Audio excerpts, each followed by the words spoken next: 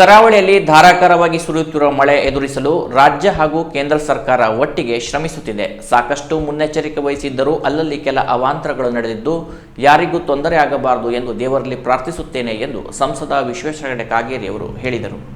ಮಂಗಳವಾರ ಕಾರವಾರದಲ್ಲಿ ಸುದ್ದಿಗಾರರ ಜೊತೆ ಮಾತನಾಡಿದ ಅವರು, ಮಳೆ ಬೇಕೇ ಬೇಕು, ಆದರೆ ಅತಿಯಾದ ಮಳೆಯಿಂದ ಯಾರಿಗೂ ತೊಂದರೆ ಆಗಬಾರದು.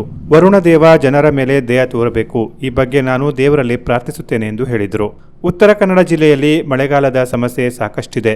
ಭಾರತೀಯ ನೌಕಾನೆಲೆ ಪ್ರದೇಶದಲ್ಲಿ ನೀರು ನಿಲ್ಲುತ್ತಿದೆ. ಜನರ ಮನೆಯೊಳಗೆ ನೀರು ನುಗ್ಗಿದ್ದು ಅಲ್ಲಿನ ನೀರು ತೆಗೆಯಲು ಪ್ರಯತ್ನ ನಡೆಯುತ್ತಿದೆ. ಸೀಬರ್ಡ್ ಪ್ರದೇಶದಲ್ಲಿ ನೀರು ಹೊರಹೋಗಲು ಸಮಸ್ಯೆಯಾಗಿದ್ದ ಸೇತುವೆಯನ್ನ ಒಡೆಯುವ ಕೆಲಸ ನಡೆದಿದೆ. ಮಳೆ ಮುಗಿದ ನಂತರ ಮತ್ತೆ ಸ್ಥಳ ಪರಿಶೀಲಿಸಿ ಶಾಶ್ವತ ಪರಿಹಾರ ಒದಗಿಸುವುದು ನನ್ನ ಜವಾಬ್ದಾರಿ ಎಂದು ಸಂಸದ ವಿಶ್ವೇಶ್ವರ ಹೆಗಡೆ ಕಾಗೇರಿ ಹೇಳಿದರು. ಮಳೆಯ ಎಲ್ಲ ನೀರು ಸಮುದ್ರಕ್ಕೆ ಹೋಗುವಂತೆ ಮಾಡಬೇಕು. ಸಮುದ್ರ ಏರಿಳಿತ ಇರುವ ಕಾರಣ ಸಮಸ್ಯೆಯಾಗಿದ್ದು ಸಂಜೆಯೊಳಗೆ ಜನವಸತಿ ಪ್ರದೇಶಕ್ಕೆ ನುಗ್ಗಿದ್ದ ನೀರು ಸಮುದ್ರ ಸೇರುವ ಸಾಧ್ಯತೆ ಇದೆ ಎಂದರು.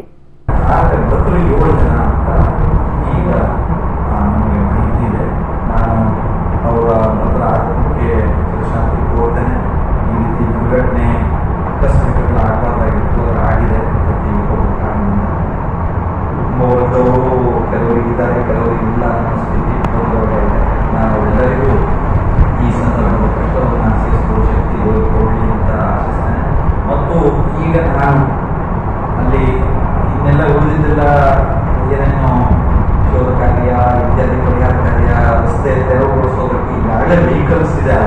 ಅಲ್ಲಿ JCB, ಇಟಾಚಿ ಅದೆಲ್ಲವೂ ಇದೆ. ಬಟ್ ಈಗಿರೋ ಪ್ರಮಾಣ ಸಾಲೋದಿಲ್ಲ. ಮಣ್ಣು ಬಿದ್ದು ಪ್ರಮಾಣಕ್ಕೆ 3-4 ಗಾಡಿ ಇದೆ, ಸಾಲೋದಿಲ್ಲ. ಇನ್ನೂ ಹೆಚ್ಚು ಗಾಡಿ ಬೇರೆ ಬೇರೆ ಕಡೆಯಿಂದ ಅರೇಂಜ್ ಮಾಡಿಸೋದಕ್ಕೆ ನಾನು ಬಿಸಿ ಮಾತಾಡ್ತೇನೆ.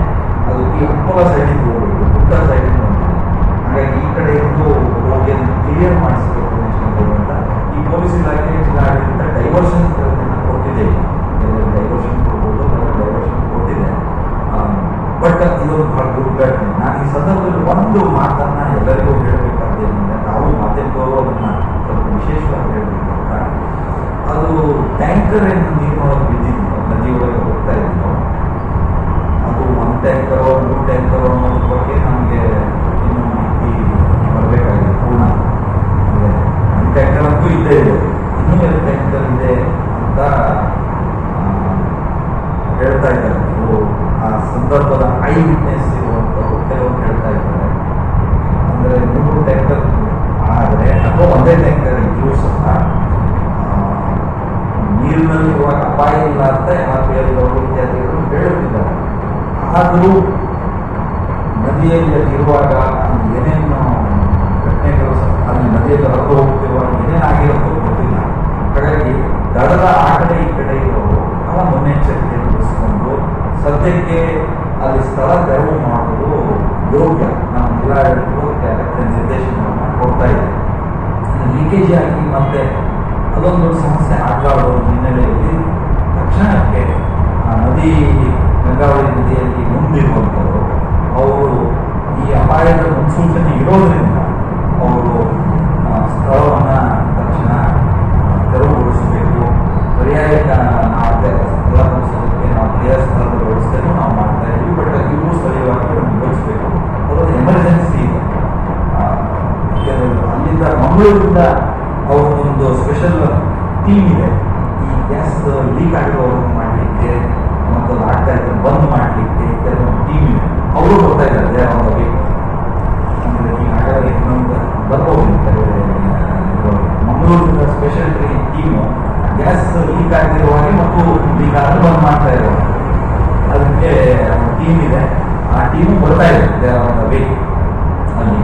ಮತ್ತು ಈ ಘಟನೆ ಹಿನ್ನೆಲೆಯಲ್ಲಿ NDR ಟೀಮ್ ಏನು ಅನಾಹುತವಿತ್ತು ಅದು ಇಶ್ಯೂ ಬಂದಿದೆ. ಇಮಿಡಿಯೇಟ್ ರೆಸ್ಕ್ಯೂ ಆಪರೇಷನ್ ಏನೇನು ಮಾಡ್ಬೋದು ಅಂತ ನೋಡೋದು. ಈಗ ದಡದಲ್ಲಿ ಆ ಕಡೆ ಇರೋರಿಗೆ 7 ಜನರಿಗೆ ಈ ಕಡೆ ಶಿಫ್ಟ್ ಮಾಡಿದ್ದಾರೆ. ಈ ಇಮಿಡಿಯೇಟ್ ಏನು ಮಾಡ್ಬೋದು ಎಲ್ಲ ಮಾಡ್ತಾ ಇದ್ದಾರೆ.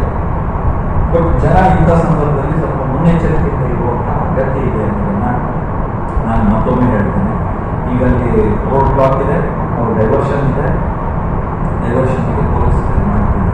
ನಿನ್ನೆ ರಾತ್ರಿ ದೇವಿನಗರದಲ್ಲಿ ನಿಮಗೆ ರೋಡು ಕುಸಿದು ಭಾಳ ತೊಂದರೆ ಆಯಿತು. ಅದನ್ನು ರಾತ್ರೋರಾತ್ರಿ ಅಲ್ಲಿ NHA Canara plus news Karwar.